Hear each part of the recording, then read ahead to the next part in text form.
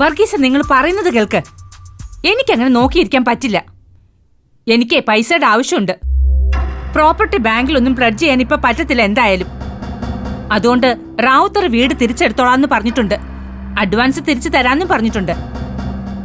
എന്താ? 2 ദിവസം സമയം തരും. എന്നിട്ട് ഇറങ്ങിക്കോണം എല്ലാരും. കീയേ എന്റെ കൈ കൊണ്ടുതരാൻ അനന്തനോട് പറഞ്ഞേക്കണം. ശരിയെന്നാ. എടി, എന്തൊരു മഹാപാതകമാടി നീ കാണിക്കുന്നേ. അവന്റെ കൊച്ചുങ്ങൾ സ്കൂളിൽ പഠിക്കുകയല്ലേ. ആ ആനിയുടെ കൊച്ചിനെ ഇവിടെ കൊണ്ടുവന്ന് ചേർത്തു. നമ്മള് പറഞ്ഞിട്ടല്ലോ. അവന്റെ പഴയ പെണ്ണുമ്പിള്ളയുടെ അടുത്ത് വാശി കാണിക്കാൻ വേണ്ടി അനിയത്തെ വിളിച്ചോണ്ട് വന്നതല്ലേ. ഇനി എല്ലാരും കൂടി കൂട്ടുകുടുംബമായിട്ട് അങ്ങ് കഴിയട്ടെ. ആ വീട്ടിൽ എന്തായാലും ഇനി കയറാൻ പറ്റത്തില്ല. എവിടെങ്കിലും കൊണ്ടുപോയി താമസിപ്പിക്കട്ടെ. എന്നാലും എന്റെ ചിത്ര, ഈ ശാപം എല്ലാം കൂടി എവിടെ കൊണ്ടുപോയി അവസാനിപ്പിക്കൂടി?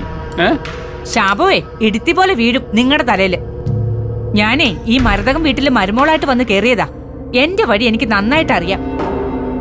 നിങ്ങളും കൂടി നിർബന്ധിച്ചിട്ടാ അവനെ അവിടെ പിടിച്ചു വലിച്ചു കൂട്ടിക്കൊണ്ട് വന്നത്. അവൻ കാരണം ഇത്രയായി. ഇനി അവന് ഒരു ചുവട് മണ്ണ് പോലും കൊടുക്കത്തില്ല. എടി, ആൻസി അവനും കൂടി അങ്ങ് ഒത്താലേ ബേബി പറഞ്ഞ പോലെ തീർന്നേ. നമ്മൾ എത്ര മൊഴിമാറ്റി പറഞ്ഞാലും കോടതി ചെല്ലുമ്പോ സംഗതി കുഴപ്പാവൂടി. എനിക്കൊരു കുഴപ്പവും വരില്ല. അതിനുള്ള കെട്ടെ ഞാൻ കെട്ടിയിട്ടുണ്ട്. ഇപ്പൊ കണ്ടില്ലേ സനൽ സാറിന്റെ കാര്യം. ഞാൻ പോയ വഴിയിലല്ലല്ലോ അയാൾ പോയത്. സസ്പെൻഷനുമായി. സസ്പെൻഷനോ? ആ സീഡാക്കില് അയാളെ ഹെൽപ്പ് ചെയ്ത് 2 കൂടി നിൽപ്പുണ്ട് അവിടെ. വിജയലക്ഷ്മിയും കല്യാണരാമനും. ഈ രാമന്മാരുടെ കൂടെ ഒന്നും എന്റെ പേരില്ല. അതാണ് ചിത്ര. എടി, ഇതെല്ലാം നീ പറഞ്ഞിട്ടല്ലേടി അവര് ചെയ്തത്. ഒരുപാട് കാശും കൊടുത്തില്ലേ? എന്നിട്ട് വല്ല ഗുണം ഉണ്ടായോ? നിങ്ങളത് കഴിച്ചേ. എവിടുന്ന് ഇറങ്ങാനടി? ഇറങ്ങുന്നേ ഇല്ല.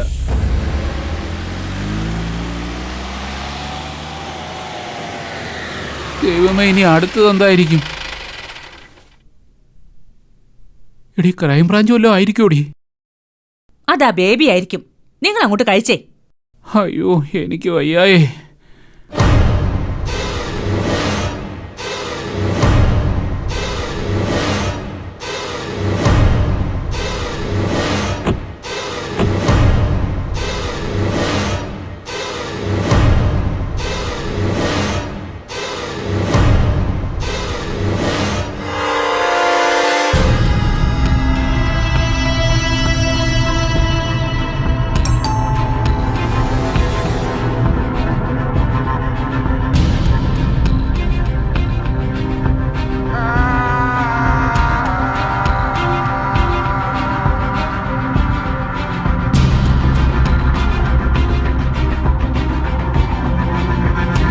ചിത്ര, പോലീസാടി. സാറേ, ക്രൈംബ്രാഞ്ചിൽ നിന്ന് നാളെയല്ലേ സാറേ അങ്ങോട്ട് വരാൻ പറഞ്ഞേ? ആ, ക്രൈംബ്രാഞ്ച് നാളെ പൊയ്ക്കോ. ഇത് സൈബർ ഓഫീസിൽ നിന്നാ. സാറായിരുന്നോ? സസ്പെൻഷനും കഴിഞ്ഞ് ഇനി ഒരിക്കലും യൂണിഫോമിൽ കയറാതിരിക്കാൻ വേണ്ടി സാറും പെണ്ണും പിള്ളേരുടെ കുറെ പണിതു അല്ലേ? ആ, ചിത്ര മാഡം, മാഡത്തിന്റെ സനൽ സാർ യൂണിഫോം അഴിച്ചു, അറിഞ്ഞായിരുന്നോ? നിങ്ങളുടെയൊക്കെ യൂണിഫോം അഴിയിക്കുന്നതും ഇടിയിക്കുന്നതും ഒന്നുമേ ചിത്രയുടെ ജോലിയല്ല. അതൊക്കെ നിങ്ങളുടെ പെണ്ണുമ്പിള്ളമാര് നോക്കിക്കോളും. ഇപ്പൊ എന്തിനാ ഇങ്ങോട്ട് എഴുന്നള്ളിയത്? അതെ, നിങ്ങൾ മറ്റേ വർത്താനം പറയല്ലോ. ഇത് ഡിവൈഎസ്പിയാ, മര്യാദയ്ക്ക് സംസാരിച്ചോണം. ആഹാ, സാറ് ഡിവൈഎസ്പി ആയോ? അത് ഞാൻ അറിഞ്ഞില്ല കേട്ടോ. എങ്കിൽ ഞാനൊന്ന് ബഹുമാനിച്ചേനെ. ഇനി മുടി അയച്ചിട്ട് കുമ്പിടണോ? ആ, കുമ്പിടേണ്ടി വരും. ഇനി അങ്ങോട്ട് മരതകം വീട്ടിലെ ചിത്രയ്ക്കും കെട്ടിയോനും നേരെ നിൽക്കാൻ സമയം ഉണ്ടാവില്ല. ഞാൻ വന്നത് ആൻസി വർഗീസിന്റെ സൈബർ കേസുമായി ബന്ധപ്പെട്ടിട്ടാ. എനിക്ക് കുറച്ച് കാര്യങ്ങൾ അറിയാനുണ്ട്.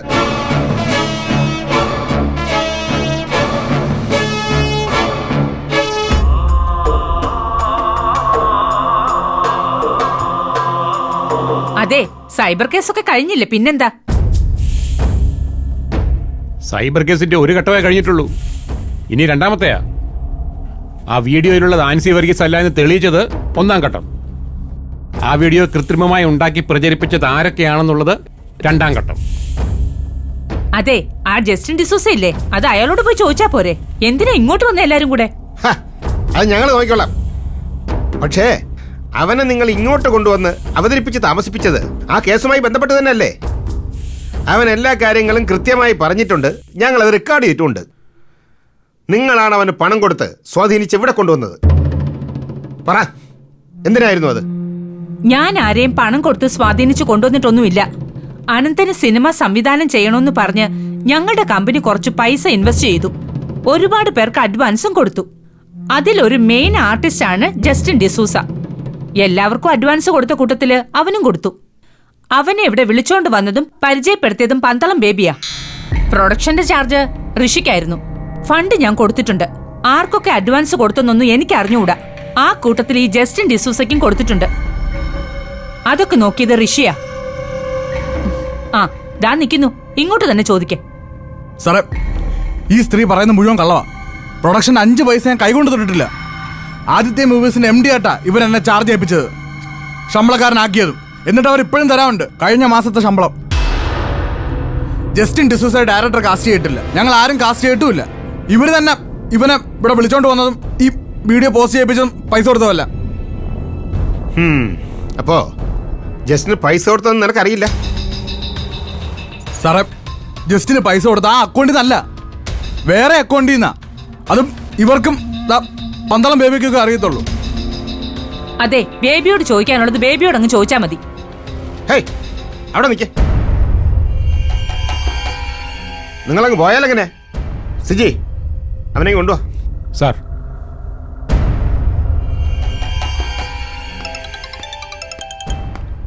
ആ, ഹലോ. ആ, ഞാൻ മരുതം വീട്ടിലുണ്ട്. ചിത്രാ മാഡത്തിന് മുമ്പ് ഇരിക്കുക, കുമ്പിട്ടുണ്ട്. ഡോ, അവനെയും കൊണ്ടുവാ. ശരി സാർ. ഇറങ്ങടാ.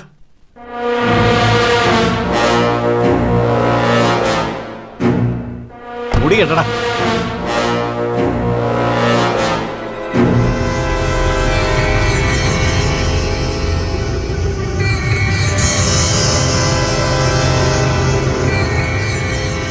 നടക്ക്.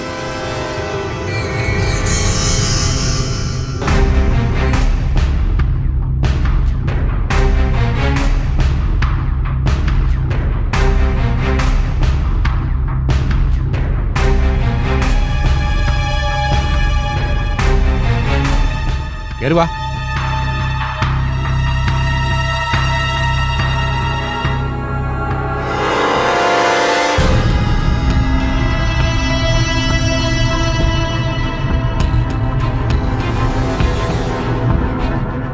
ഡാ, എവനെ നിനക്കറിയോ? അറിയോ? ഇത് ഞാൻ കണ്ടിട്ടുണ്ട് ആൻസി വർഗീസിന്റെ ഫാഷൻ ഷോയിൽ, അല്ലാതെ അറിഞ്ഞൂടാ. ഇവൻ പറയുന്നത് നിന്നെ അറിയാം, നിന്റെ അമ്മായി അറിയാന്നാണല്ലോ. അതെനിക്കറിയില്ല. അമ്മായിമ്മയോട് എന്നെ ചോദിച്ചാൽ മതി.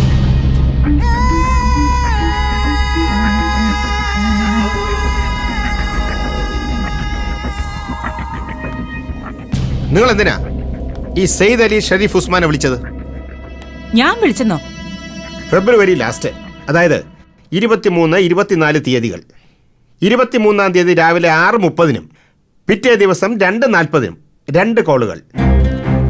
നിങ്ങളുടെ ഈ ഫോണിൽ നിന്നും 9447411777 നിന്നും ദേ ഇവന്റെ ഫോണിലേക്ക് 9388670728 അതിൽ ആദ്യത്തെ കോള് 4 മിനിറ്റ് 31 സെക്കൻഡ് സംസാരിച്ചു. രണ്ടാമത്തെ കോള് 7 മിനിറ്റ് 12 സെക്കൻഡും സംസാരിച്ചു.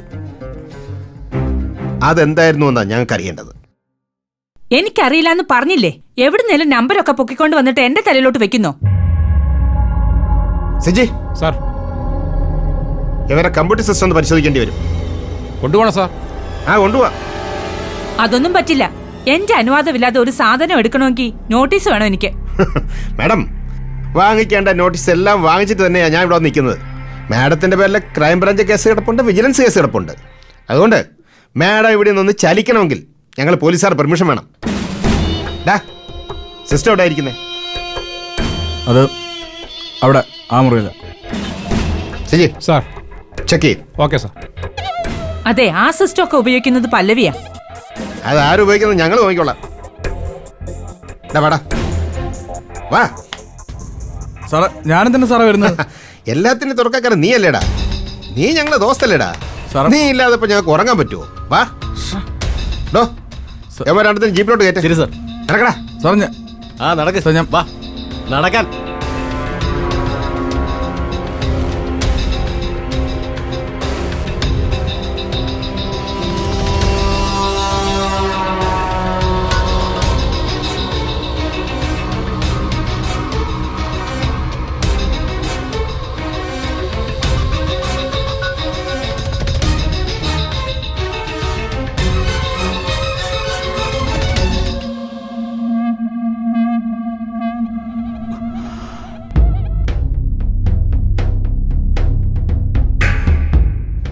ജീവപര്യന്തം അങ്ങ് തൂക്കാൻ വിധിച്ചാ മതി.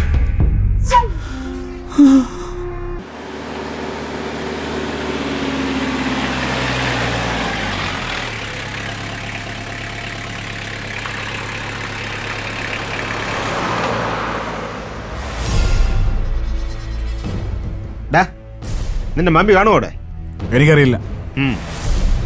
രണ്ടുപേരും അവിടെ ഇരിക്കേ, പൊക്കളരുത്.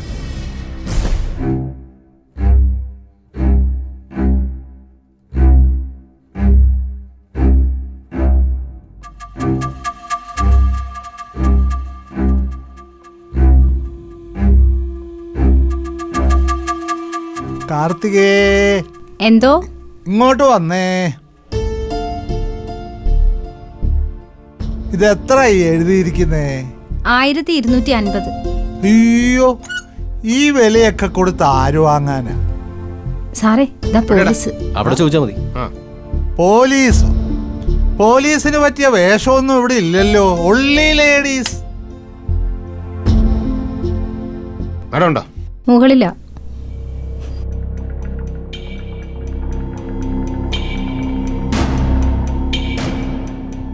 നിങ്ങളാരാ? ആ, നമ്മളാരാ? ഇവിടെ ഡ്രസ് വാങ്ങാൻ വന്നതാണോ? കളിയാക്കല്ലേ. സതീശനല്ലേടാ? നീ ട്രാൻസ്ഫർ ആയോ? ആ, ട്രാൻസ്ഫർ ആയി. പുതിയ ഡ്യൂട്ടിയില്ല, സൈബർ ഓഫീസറായി. നിങ്ങൾ മാഡത്തിൻ്റെ ആരാ? ആള് മാറിപ്പോയോ? ആ, ചില ആൾമാറാട്ടങ്ങളൊക്കെ നടക്കുന്നുണ്ട്. അയ്യോ, അതെന്തുവാ? ആ, അതൊക്കെ വഴി അറിയും. ഇവിടെ കാണണം.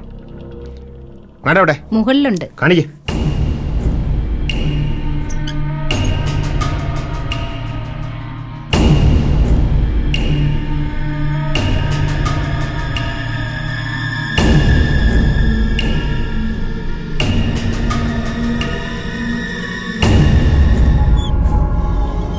മേഡം എവിടെ ഉണ്ട്?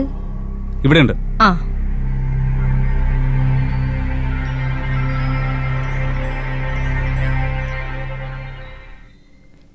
മേഡം ഇപ്പൊ വരും.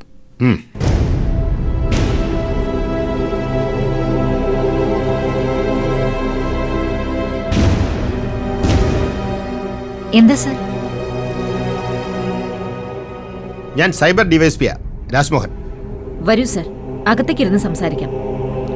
എനിക്കൊന്നും വേണ്ട, എനിക്ക് കുറച്ച് കാര്യങ്ങൾ അറിയാനുണ്ട്. സർ, ഋഷിയുമായി കണക്ട് ചെയ്യുന്ന കാര്യങ്ങളാണെങ്കിൽ അവനോട് തന്നെ ചോദിക്കുന്നതായിരിക്കും നല്ലത്. ഈ ഋഷി നിങ്ങളുടെ മകൻ തന്നെയല്ലേ? അതെ. പിന്നെ എന്താ ഒരു ഇറസ്പോൺസിബിൾ ആൻസർ? സർ, അവൻ എന്റെ അടുത്തുനിന്ന് വിട്ടുപോയിട്ട് കുറെ നാളായി. അവൻ ഇപ്പൊ താമസിക്കുന്നത് വൈഫ് പല്ലവിയുടെ വീട്ടിലാ, മരതകം വീട്ടിൽ. നിങ്ങളുടെ അനുഗ്രഹാശസ്സുകളുടെ ആണല്ലോ അവൻ അവിടെ താമസിക്കുന്നത്. അവിടെ നടക്കുന്ന എല്ലാ കാര്യങ്ങളും കൃത്യമായി മാഡം അറിയുന്നുണ്ട്. അല്ലെങ്കിൽ കാര്യം അറിയിച്ചുകൊണ്ടാണ് നടക്കുന്നത്. സാറേ, അതൊക്കെ ഞങ്ങളുടെ ഫാമിലി മാറ്റേഴ്സും ഇഷ്യൂസും ആണ്. പല്ലവി കൃഷ്ണനുമായിട്ടുള്ള ഡിവോഴ്സിന് അവൻ കോടതിയെ സമീപിച്ചിരിക്കുക. സാറ് ഫാമിലി കേസ് അന്വേഷിക്കാൻ വന്നതല്ലോ. ഞാൻ അന്വേഷിക്കുന്ന സൈബർ കേസാ. പക്ഷേ കേസ് വന്നിരിക്കുന്നത് നിങ്ങളുടെ രണ്ടുപേരുടെയും ഫാമിലിക്കകത്താ. സാറേ, ഈ സൈബർ കേസിന്റെ കാര്യം കുറെ നാളായി കേൾക്കുന്നു. ഈ സ്ഥാപനത്തിന്റെ ഗുഡ്വില്ല് നഷ്ടപ്പെടാതിരിക്കാൻ വേണ്ടിയാ ആൻസി വർഗീസിനെ ഇവിടുന്ന് പുറത്താക്കിയത്. അതിനുശേഷമുള്ള കാര്യങ്ങളൊന്നും ഞാൻ ഫോളോ ചെയ്തിട്ടില്ല. എനിക്കതിന്റെ ആവശ്യമില്ല. ഈ വീഡിയോ ഇഷ്യൂ ആദ്യമായി പുറത്തു വരുന്നത് നിങ്ങളുടെയും നിങ്ങളുടെ മകന്റെയും ഈ ഓഫീസിൽ നിന്നാ. ആൻസി വർഗീസ് ജോലി ചെയ്തിരുന്ന ഈ ഓഫീസിൽ നിന്ന്. സാർ, അതൊക്കെ കഴിഞ്ഞില്ലേ? ആ വീഡിയോ വ്യാജമാണെന്ന് ഇപ്പൊ വാർത്തയെ കണ്ടല്ലോ. അപ്പൊ അതൊക്കെ കഴിഞ്ഞില്ലേ?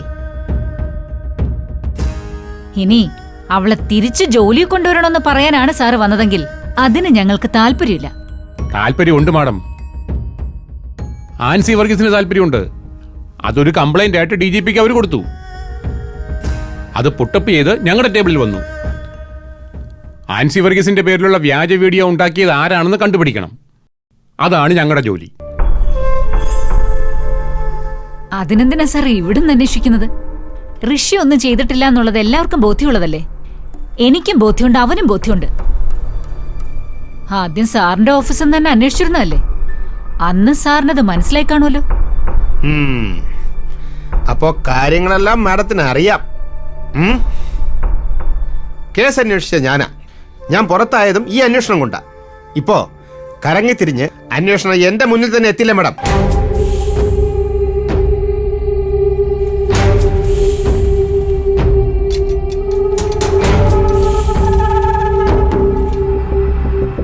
ഈ ക്രിസ്റ്റി എന്ന ചെറുപ്പക്കാരൻ ഇവിടെ അവസാനം വന്നതെന്നാ?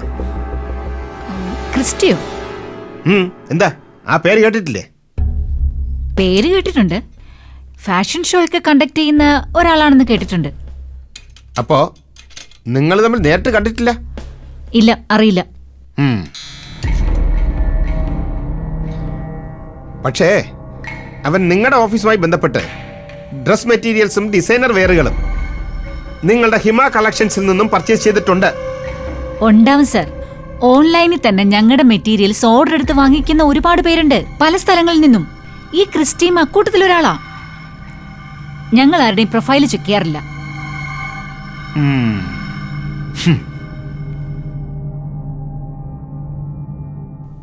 സാർ ഒന്നേ.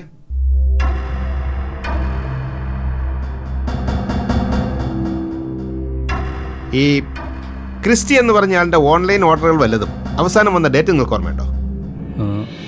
ചെക്ക് ചെയ്യണം. കഴിഞ്ഞ മാസം തുടക്കത്തിലാണെന്ന് തോന്നുന്നു. കുറച്ച് ബൾക്കായിട്ട് പർച്ചേസ് ചെയ്തിരുന്നു. നൂർജഹാൻ മാഡത്തിന്. നൂർജഹാനോ? ഈ സിനിമ ആർട്ടിസ്റ്റ് നൂർജഹാൻ അല്ലേ നിങ്ങൾ ഉദ്ദേശിക്കുന്നത്? അതെ സാർ.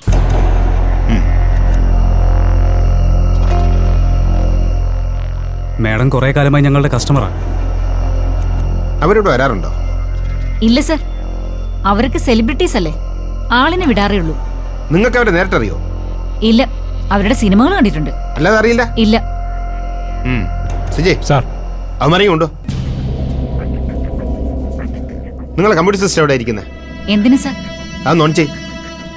സാർ, അത് ബിസിനസ്സുമായി കണക്ട് ചെയ്തിട്ടുള്ള ട്രാൻസാക്ഷൻസാ. നിങ്ങൾക്കതിൽ കാര്യമൊന്നുമില്ല. ഞങ്ങൾക്ക് കാര്യമുണ്ടല്ലോ. വരൂ.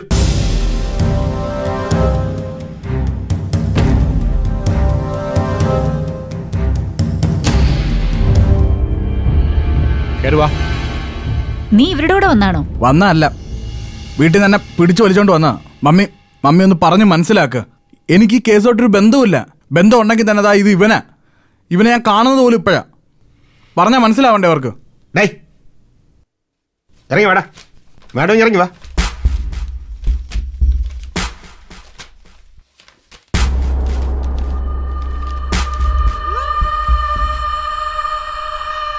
വല്ലതും കാണുന്നുണ്ടോ? പിന്നെ എല്ലാ കാഴ്ചയും വ്യക്തം. മനസ്സിൽ കാണുന്നതിനൊരു വ്യക്തതയുണ്ടെങ്കിൽ കാഴ്ചയ്ക്കും വ്യക്തതയുണ്ടാവും. കമ്പ്യൂട്ടർ ആരാ പഠിപ്പിച്ചേ? ആഗ്രഹമാണ് പഠനം. ആഗ്രഹിച്ചാൽ ഗുരു അവരവർ തന്നെ. ഈ മെയിൽ അയക്കാറുണ്ടോ? എന്തും ചെയ്യും. ഓക്കെ, ഇങ്ങോട്ട് മാറി നിൽക്കേ. Siji check sir.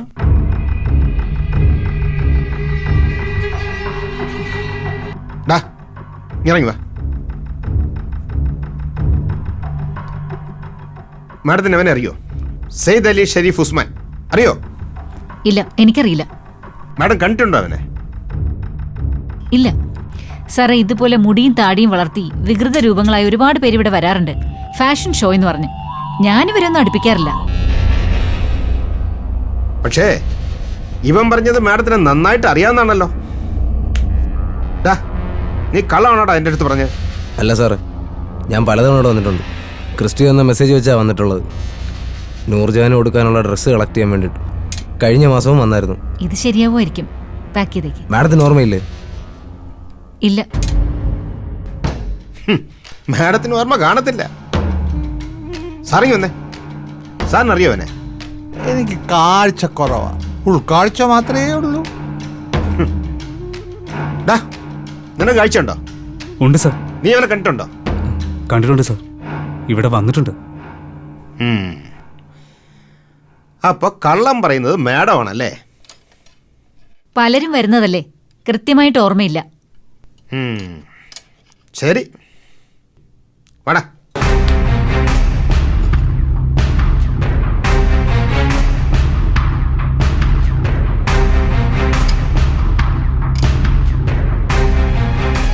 അൻസി, രാജ്മോഹൻ സാറും സിജി ചെറിയൻ അവരുടെ ജോലി തുടങ്ങി കേട്ടോ.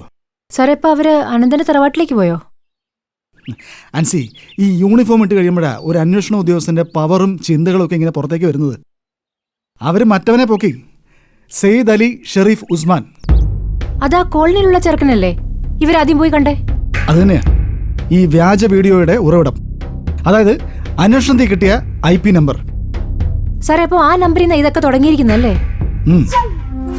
അവനെ ചിത്രയുടെയും ഋഷിയുടെയും മുമ്പിലേക്ക് കൊണ്ടുപോയെന്ന്. എന്നിട്ട് 3 പേരോട് ഇരുത്തി ചിത്രയെ നന്നായിട്ട് പൊരിച്ചു എന്നാ സിജി ചെറിയാൻ പറഞ്ഞത്. ആ സ്ത്രീ ഒന്നും വിട്ടുകൊടുക്കാൻ പോകുന്നില്ല. കണ്ടില്ലേ, കേസ് ഇത്ര മുറുകിയിട്ട് അവർക്ക് വല്ല കുലുക്കൊണ്ടു നോക്കി. ഈ ഭൂമി കുലുക്കാൻ തുടങ്ങാൻ പോകുന്നതേ ഉള്ളൂ ആൻസി. ഋഷിയെയും സെയ്ദ് അലിയെയും കൊണ്ട് അവര് നമ്മൾ പ്രതീക്ഷിക്കാത്തൊരു സ്ഥലത്തേക്കാണ് പോയിരിക്കുന്നത്. നൂർജഹാന്റെ അടുത്തേക്കാണോ സർ? അല്ല, നമ്മൾ പ്രതീക്ഷിക്കുന്ന അടുത്തേക്കല്ല കാര്യങ്ങൾ നീങ്ങുന്നത്. ആൻസിയും ഞാനും സംശയിക്കുന്ന ചില പേരുകൾ നമ്മുടെ മുമ്പിലുണ്ട്. പക്ഷേ നമ്മൾ പ്രതീക്ഷിക്കാത്ത മറ്റു ചിലരൊക്കെ ആൻസിയുടെ ഈ കേസിലുണ്ടെന്നൊരു തോന്നല്. വേറെ ആരെ സർ സംശയിക്കാൻ പറ്റുന്നേ? ആൻസി, അവർ പോയിരിക്കുന്നത് ഹിമ കളക്ഷൻസിലേക്കാ. ഋതു പിള്ളയെ അവർ ചോദ്യം ചെയ്തു എന്നാണ് ഞാൻ മനസ്സിലാക്കുന്നത്. മാഡത്തിനെയോ? അവരെ എന്തിനാ സർ ക്വസ്റ്റ്യൻ ചെയ്യുന്നേ? നമുക്കറിയില്ലല്ലോ ആൻസി. ഒരു അന്വേഷണ ഉദ്യോഗസ്ഥനോട് ഇടപെട്ട് ചോദിക്കുന്നത് തെറ്റല്ലേ? രാജ്മോഹൻ സാർ ഇങ്ങോട്ട് പറയട്ടെ, നമുക്കതൊരു വെയിറ്റ് ചെയ്യാം. ഈ സെയ്ദ് അലിയിൽ നിന്ന് കിട്ടിയ ഒരു കണക്ഷനാണ് ഹിമ കളക്ഷൻസ്. ഒരർത്ഥത്തിൽ ആൻസി വളർത്തിയ സ്ഥാപനം. ഈ വീഡിയോ കേസ് ആദ്യം പുറത്തു വരുന്നത് ആ സ്ഥാപനത്തിൻ്റെ ഉള്ളിൽ നിന്നാണ്. അന്ന് അവിടെ ആരൊക്കെ ഉണ്ടായിരുന്നു?